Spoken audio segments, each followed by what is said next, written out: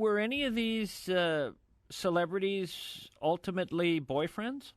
No, I didn't get that close with them. I had some invitations, but no. But I can tell you some funny things. Well, when Elizabeth Taylor, when I drew her, the story was that it was that birthday bash that Mike Todd gave her at Madison Square Garden. Yeah. And since I was at a press pass, I inched up right next to her just to see how beautiful she was. But I don't know if you remember the story. After that, there was a food fight, and it became a sort of a disaster. And Rosemary Clooney, I was on one of my first TV shows was with Rosemary Clooney. She was a guest also, and she tap danced. Isn't that interesting? Instead of singing. Well, I wanna go back to the food fight. Why the hell was there a food fight? You lost me there. Somebody started something. There were thousands of people there, and she walked up steps to get to this tremendous cake so she could cut it.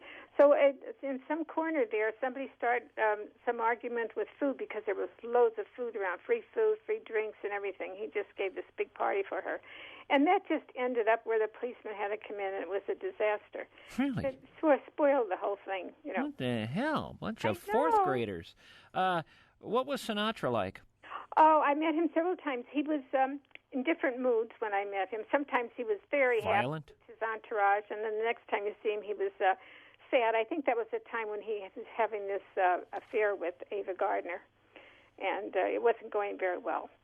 So sometimes, he would display his emotions, I would say, put his heart on his sleeve. Mm-hmm. And then there was Marilyn Monroe. She was very beautiful. Humphrey Bogart, I met him. A few of us from the Press Club in New York were invited down to the film studios in Hollywood, and we walked around while they were making different pictures, filming them. So that's where I met Humphrey Bogart. I was leaning on the wall against a ladder or something, and I kept watching him in this movie, We're No Angels, with two other actors. And all of a sudden he looked up, and then he asked the director, I could see who I was. He pointed to me. Nobody knew who I was. So he came over and introduced himself. And that was a highlight for me. I also met Marlon Brando down there.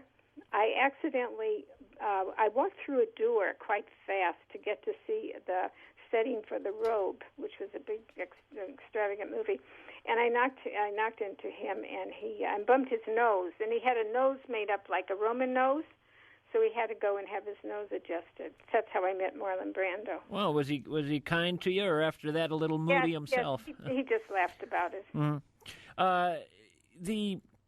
The Miss Brooklyn Dodger, I just have to ask, were there some, did you hang out with the players at all? Not much, because I was traveling so much. I did, when you said, did I date anyone, I did date someone with the Giants at the time. And that was the era when Frank Gifford was with them and Charlie Connerly. And one of the players, we would always go to Toots Shores, and Bob Hope is there. Bob Hope and his wife, he always liked the players, and I sat and we had dinner together. Mm-hmm. You don't seem as though you were terribly starstruck by all these folks. No, because it was happening so quickly and fast, and so many. I was invited backstage to draw these people. People say, how did you meet all these movie stars? And I was invited backstage with these, like the press photographer's ball and all those big affairs, to keep them entertained, I guess, so to draw caricatures. So that's what I did. I just walked around, and there were so many I met. There's Grace Kelly and Ray Bolger, and you just go from one to the other, and you're just meeting all these people. And it was happening all the time. And I got to a point, I thought to myself, I can't believe this is happening to me, So it was very, and then many of them, I interviewed, like Harry Belafonte, George Shearing, Mel Torme, and I interviewed them for the column. Was anybody a jerk? Well, that's hard for me to say. When I was down in Hollywood, let's see, I wouldn't say they're jerks. No, I wouldn't think so. Except Jimmy Durante, that one. Well, of course. I was young then. I was only, I was 18 then. And, of course, I was in 2 TV shows, and he was there. So he recognized me on the second one. He said, oh, Jeannie, want to rub noses, how he always does. And then he said, that I'll old line. take you home when we're ready to go. Well, I tried to avoid him. It was at the Waldorf Astoria in New York. So I thought, I'm not going to go down the elevator. To me, he was an old man. He probably was only in his 50s. But when you're that young, everybody's older, you know. Yeah. And so I tried to avoid him, but he found me. I came down this staircase, and he saw me. Went to his hotel room with him because he said, I got to pick up something. Stupidly, I went to his hotel room. You know, I learned after that.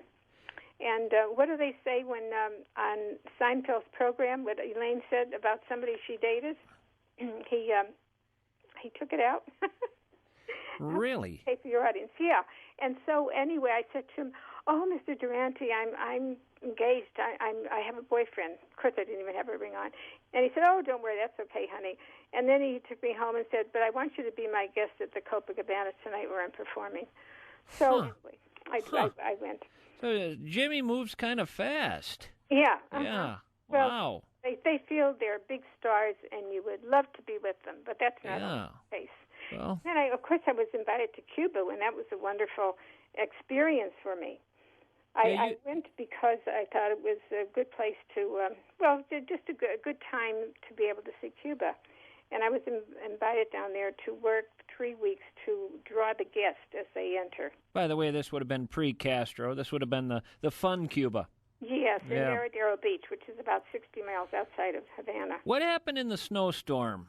You were stuck in a snowstorm with Frankie Avalon. Yes, you read that. Well, working for Armstrong, Cork and Seal, it was a cocktail party, and this gentleman I used to work with, he called me and asked me if I'd work with him. He said, "There are so many people, I can't draw them all. Can you help me?" So I said, "Okay, I'll go with you." And it was a beautiful sunny day in New York. I was dressed that way, you know, open coat and everything. And when we left at 10:30, the snow was piling high. We got on the Pennsylvania Turnpike, and all of a sudden, all the traffic stopped. There was a big truck in front of us. We couldn't move. And it went on from that time at night till, I guess, 6 or 7 in the morning. Well, about 2:30, the motor failed.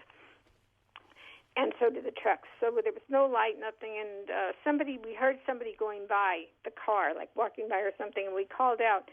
At this point, all the snow is coming up as high as the window of the car. And I thought, I don't want to die out here. Some people did, actually. And so I told this man, I said, I'm just going to follow him. And he didn't want to, so I crawled right over him through the window. And I kept following this shadowy figure. My shoes came off because they were those little shoes with there were no heels on them, you know. And so there I am in my bare feet because hosiery's nothing. So I trudged and just kept following him, praying to God. And finally, I didn't even know there was a restaurant. He said, "I think there's a restaurant down the road." That's what he yelled. And we weren't even sure there was, but I just kept following him and moving. And finally got to a Howard Johnson's restaurant. There were about 1,000 people there. No plumbing, no electricity. They wrapped my legs up. Of course, then I broke down and cried because I was safe. Yeah. And I never even caught a cold. And then I released the story to a friend of mine who released it to UP and AP, and that's how we got in the newspaper. But they couldn't even have, for the people in ambulances there, they couldn't even have helicopters come in. The blizzard was so bad. Huh. That was quite an experience. And you figure you walked barefoot about a mile in the snow? It's a mile and a quarter. Yeah. You personally presented Dwight Eisenhower with a caricature. Did he like it? Yes, at a luncheon. Yes, apparently he did. It was a luncheon in Washington. What happened with Khrushchev?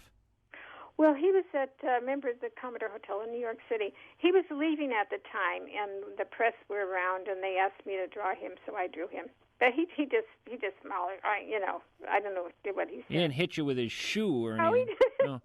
No. You loved Eleanor Roosevelt, and oh yes, I was just charmed by her. I think she's a wonderful person, and she's so tall.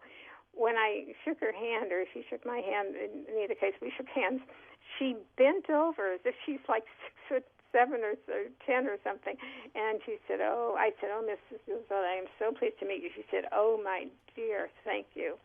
So that was nice. I was glad to meet them. All right, here's where I want to end this thing, and I want to get your take on this. I've been curious to ask you this all day. You're 17 years old. You're in a small town in Pennsylvania. You want to get out and go to New York City, greatest city on earth. You go there.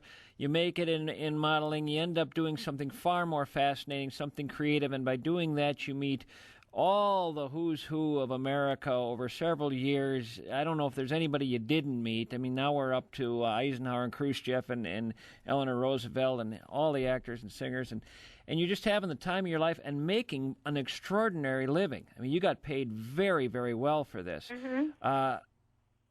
And you do something unexpected. At least I found it unexpected. You kind of go toss it all away and go the conventional route and become a married housewife. Yes. Now, the woman I read about, well, I met this gentleman. I just felt in my late 20s, I married at, 29 years old. I just felt at that time I wanted to have a family and just another life. I didn't give it up. I just kept caricaturing. In fact, I was, 5 months pregnant down in New Orleans drawing for these people. And I surprised them. I said, well, I'm married now, all the guys are waiting for Jeanne Koelsch to come, and there she is. But then my husband didn't want me to travel anymore. He wanted me to stay home with the children, so I did. So you did. And did you miss it? Oh, yes. Oh, and I missed New York. We moved to Connecticut. I would just go in for my New York fix once a month anyway. Yeah. Oh, yes, I did. I missed it. But then when, children come along, it's a different story. It's sort of like tap dancing on the stage. You tap dance for a while in so many years, then you stop. That wasn't my long-time career. That was just a way of making a living for me. Mm-hmm. And I really got much more out of it than I ever anticipated, meeting all these people. Who knew? But I always feel to everybody, I like to inspire people to take a risk and be self-reliant. Yeah. And even if you don't know, whatever you do know, you can do more than that. You just have to push yourself beyond, I think, what you feel you can do. And that's what I did in most cases.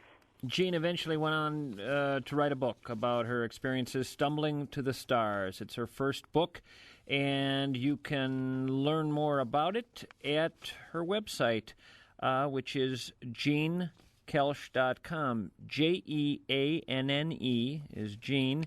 Koelsch is a little more difficult. Koelsch. So it's JeanneKoelsch.com. Jeanne, all one word, Koelsch. The book, Stumbling to the Stars. Thank you so much for your time, Jeanne. I've enjoyed speaking with you. Well, thank you. I really enjoyed it. You have a good night. Bye-bye. Bye, Tom.